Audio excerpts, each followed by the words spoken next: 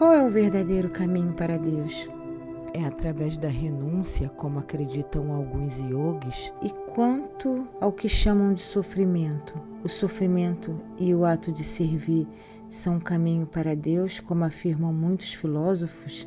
Conquistamos o direito de ir para o céu sendo bons, como pregam tantas religiões? Ou somos livres para fazer o que quisermos, violar, ignorar qualquer regra, rejeitar as doutrinas tradicionais, satisfazer os próprios desejos e dessa forma atingir o nirvana, como dizem tantos místicos da nova era?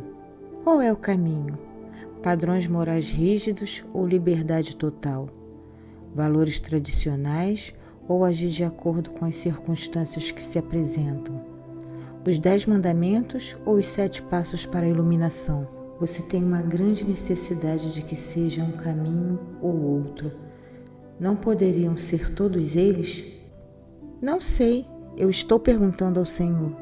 Então, eu vou lhe responder do modo que poderá compreender melhor. Embora eu lhe diga agora que a resposta está em seu íntimo, digo isso para todas as pessoas que ouvem as minhas palavras e buscam a minha verdade.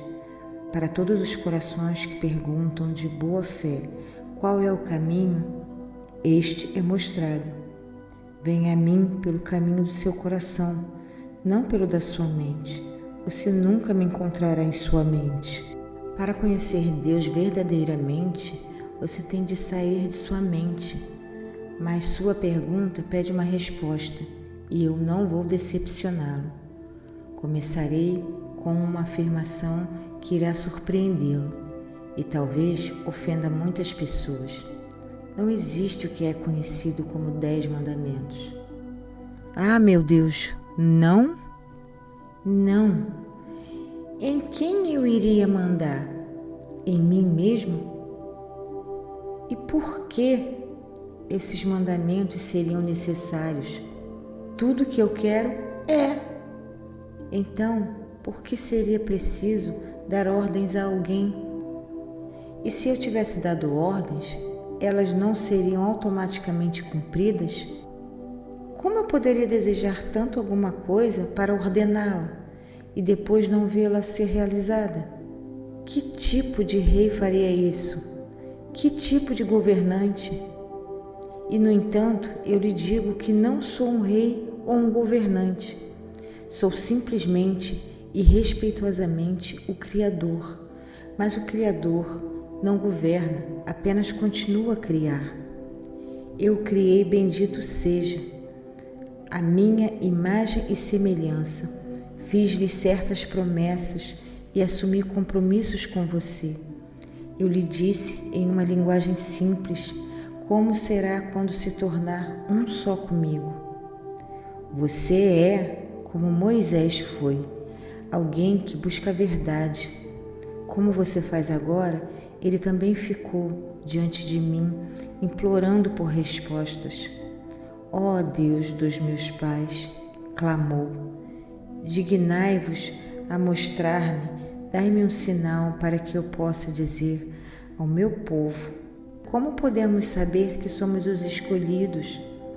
E eu fui a Moisés, como fui a você agora, propondo um pacto divino, uma promessa eterna, um compromisso certo. Como posso ter certeza? Perguntou Moisés tristemente. Porque eu lhe disse isso. Respondi, você tem a palavra de Deus. E a palavra de Deus não foi um mandamento, mas sim um porto. Portanto, esses são. Você saberá que seguiram o caminho para Deus, o que o encontraram através destes sinais, destas indicações, dessas mudanças em sua vida. Os 10 compromissos. 1. Amará a Deus com todo o seu coração, toda a sua mente e toda a sua alma, e não haverá outro Deus além de mim. Não cultuará mais o amor humano, o sucesso, o dinheiro, o poder ou qualquer um de seus símbolos. Porá essas coisas de lado como uma criança põe de lado os brinquedos, não porque elas não têm valor, mas porque as superou. E você saberá que seguiu o caminho para Deus. Por quê? 2. Não usará o meu nome em vão e não me pedirá desejos inúteis. Compreenderá o poder das palavras e dos pensamentos e não pensará em invocar o nome de Deus como um herege. Não usará o meu nome em vão, porque não poderá fazer isso, porque o meu nome, o poderoso Eu Sou, nunca é usado em vão, isto é, sem resultado, e jamais poderá ser. E quando você tiver encontrado Deus, saberá. Eu também lhe dei estes outros sinais. 3. Você se lembrará de guardar um dia para mim, o sábado, e o considerará santificado. Isso para que não continue com sua ilusão, mas se lembre de quem e do que você é. Então, logo considerará todos os dias e todos os momentos santificados. 4. Honrará sua mãe e seu pai, e saberá que é filho de Deus, quando honrar seu pai, sua mãe, Deus em tudo que disser, fizer ou pensar. E honrar pai e mãe, Deus e seu pai e sua mãe na terra, porque eles lhe deram a vida, honrará todas as pessoas. 5. Você sabe que encontrou Deus ao observar que não matará. Isto é propositamente, sem motivo, porque quando você entende que, de qualquer modo, não pode pôr fim à vida, toda vida é eterna. Não escolherá por fim a uma determinada encarnação ou mudar qualquer energia vital de uma forma para outra, sem a justificativa mais sagrada. Seu novo respeito pela vida o fará honrar todas as formas de vida, inclusive as plantas, as árvores e os animais, e exercer influência sobre eles de alguma forma, apenas quando isso for absolutamente necessário. E eu também lhe enviarei estes outros sinais para que saiba que está no caminho. Você não maculará a pureza do amor com desonestidade ou traição, porque isso é adultério. Eu lhe prometo que quando encontrar Deus, não o cometerá. Não tomará para si um objeto que não lhe pertence, nem trapaceará ou prejudicará outra pessoa para obtê-lo, porque isso seria furtar. E eu lhe prometo que quando encontrar Deus, não furtará e não... 8. Mentirá e, portanto, não dará falso testemunho contra seu próximo. Também não. 9. Cobiçará a mulher do próximo. Por que iria querer a mulher do próximo quando sabe que todas as outras podem ser suas? 10. Não cobiçarás os bens de seu próximo. Por que iria cobiçá-los quando sabe que todos os bens podem ser seus e todos os seus bens pertencem ao mundo? Você saberá que encontrou o caminho para Deus quando perceber esses sinais, porque eu prometo que quem procura sinceramente Deus não cometerá mais esses erros. Seria impossível continuar a ter tais comportamentos. Essas são as coisas que você tem liberdade para fazer, não as suas restrições. Esses são os meus compromissos, não os meus mandamentos, porque Deus não dá ordens ao que criou, apenas diz a seus filhos: é assim que saberão que estão vindo para o lar. Moisés perguntou seriamente: como eu posso saber? Dê-me um sinal. Ele fez a mesma pergunta que você faz agora, a mesma que todas as pessoas, em todos os lugares, têm feito desde o início dos tempos. Minha resposta é igualmente eterna, mas nunca foi e nunca será um mandamento. A quem daria ordens? Quem puniria se meus mandamentos não fossem cumpridos? Só eu existo. Então, eu tenho que cumprir os 10 mandamentos para ir para o céu. Não existe isso de ir para o céu. Só existe um conhecimento de que você está lá. Existe uma aceitação, uma compreensão, não esforço para ir para o céu.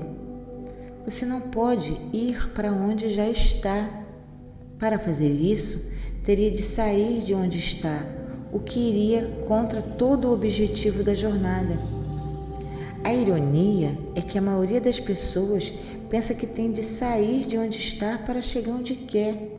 E então, essas pessoas saem do céu para ir para o céu e passam pelo inferno. A iluminação é o conhecimento de que não há para onde ir, nada a fazer e ninguém em que se transformar, exceto exatamente quem é neste momento. Sua jornada não leva a parte alguma. O céu, como você o chama, não está em outro lugar, está aqui, agora.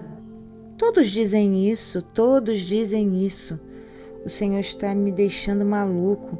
Se o céu está aqui agora, por que não o vejo?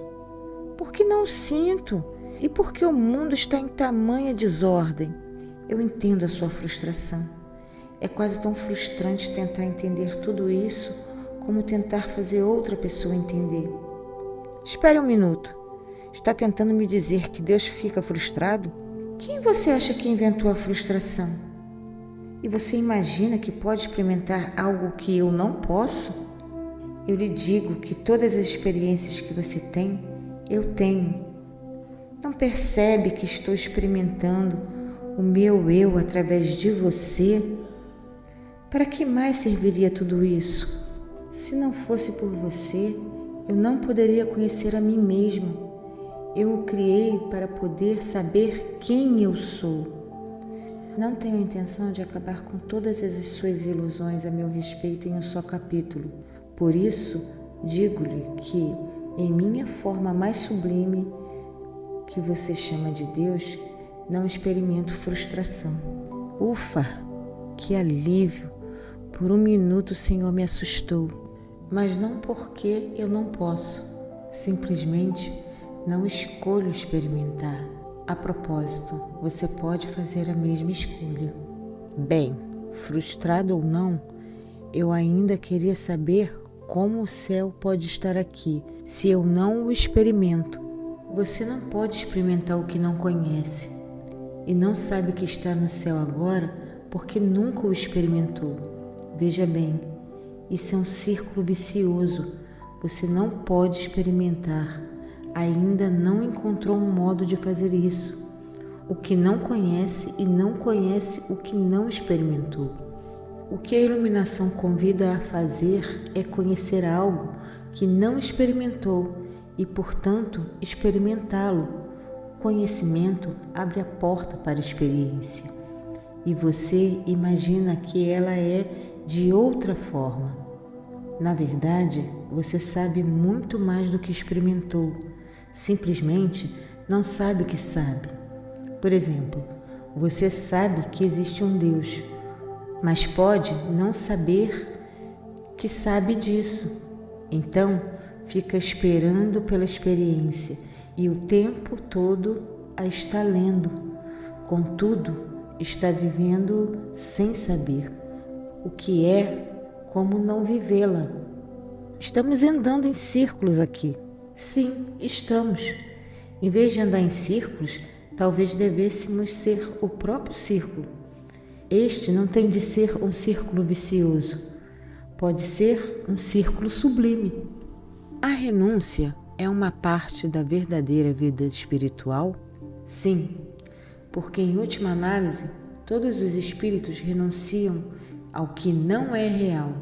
E nada na vida que você tem é real, exceto o seu relacionamento comigo. Contudo, a renúncia em seu sentido clássico não é necessária. Um verdadeiro mestre não renuncia a algo, simplesmente o põe de lado, como faria com qualquer objeto que não lhe fosse mais útil. Há pessoas que dizem que você deve dominar os seus desejos. Eu digo que deve apenas mudá-los.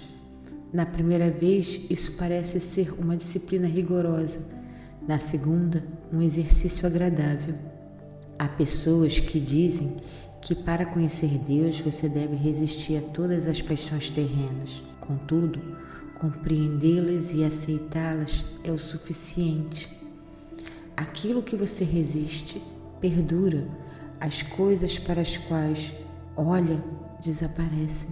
As pessoas que realmente tentam resistir a todas as paixões terrenas com frequência se esforçam tanto para atingir esse objetivo que poderia ser dito que isso se torna sua paixão.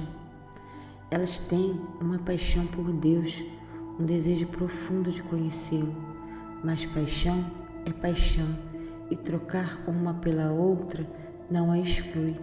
Por isso, não julgue as situações pelas quais tem paixão, simplesmente as observe e depois veja se são úteis para você, dado quem é e o que deseja ser.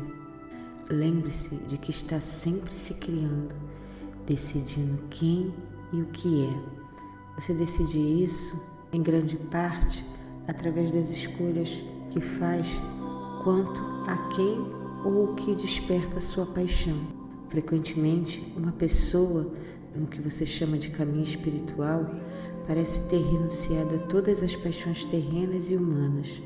O que ela fez foi compreender isso, dar-se conta da ilusão e pôr de lado as paixões que não lhe são úteis, o tempo todo apreciando a ilusão pelo que proporcionou, as chances de ser totalmente livre. Paixão é amor, transformar em ação, é o combustível da máquina da criação, transforma conceitos em experiências. Paixão é o estímulo que nos leva a expressar quem realmente somos. Nunca negue a paixão, porque negar isso é negar quem você é e quem realmente deseja ser. Quem renuncia nunca nega a paixão, simplesmente nega a preocupação com os resultados. Paixão é gostar de fazer. Fazer é ser, como experiência. Contudo, o que é frequentemente criado como parte do fazer? Expectativas. Viver sem expectativas, sem necessidade de resultados específicos, é liberdade, santidade, é como eu vivo.